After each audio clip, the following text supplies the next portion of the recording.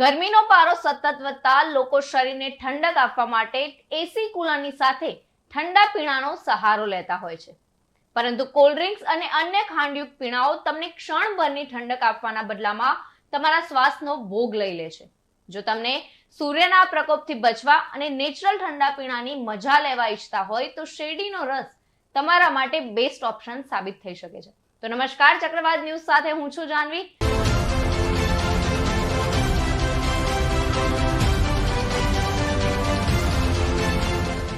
આગળ વાત કરીએ તો શેરડીના રસમાં કોલેસ્ટ્રોલ નથી હોતું, તેથી જ તેને ધરતી પરનું અમૃત પીણું કહેવાય છે. શેરડીનો રસ સ્વાદમાં જેટલો મીઠો છે તેને પીવાના ફાયદા પણ એવા જ છે. શરીરમાં તાત્કાલિક ઉર્જા લાવવા તમે રસ પી શકો છો. ઉનાળાની કાળઝાળ ગરમીથી બચવા અને ડિહાઇડ્રેશન ન થાય તે માટે તાજો શેરડીનો રસ ખૂબ જ ગુણકારી છે. તે તમને શારીરિક ઠંડકની સાથે કેન્સરથી બચાવશે, તમારી પાચન શક્તિને સ્વસ્થ રાખશે, કિડનીના કામને સારું કરશે, હાડકાઓ મજબૂત બનાવશે અને લોહીની કમીથી પણ બચાવશે. આ ઉપરાંત શેરડીનો રસ શરીરમાં સોજો, યુટીઆઈ, કિડનીમાં પથરી અને પ્રોસ્ટેટાઇટિસ લક્ષણોને દૂર કરે છે. શેરડીના રસમાં રહેલ કેલ્શિયમના કારણે તે હાડકાના વિકાસ અને તાકાત માટે ફાયદાકારક છે.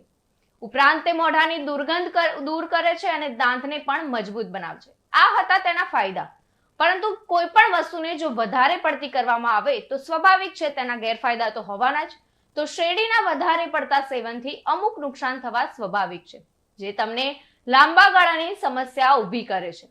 આપને જણાવી દઈએ કે શેરડીમાં પોલિકોસાનોલ નામક તત્વ હોય છે અને તેના વધારે પડતા સેવનથી ઊંઘ ન આવવી, પેટ ખરાબ થવું, ચક્કર આવવા, માથાનો દુખાવો થવો અને વજન ઘટવા જેવી સમસ્યાઓ ઊભી થઈ શકે છે. જો તમને શરદી ખાંસી થઈ હોય અથવા તો જો તમે ડાયાબિટીસના દર્દી છો તો શેરડીનો રસ ન પીવો જોઈએ, કારણ કે શેરડીમાં ખાંડનું પ્રમાણ વધુ હોય છે.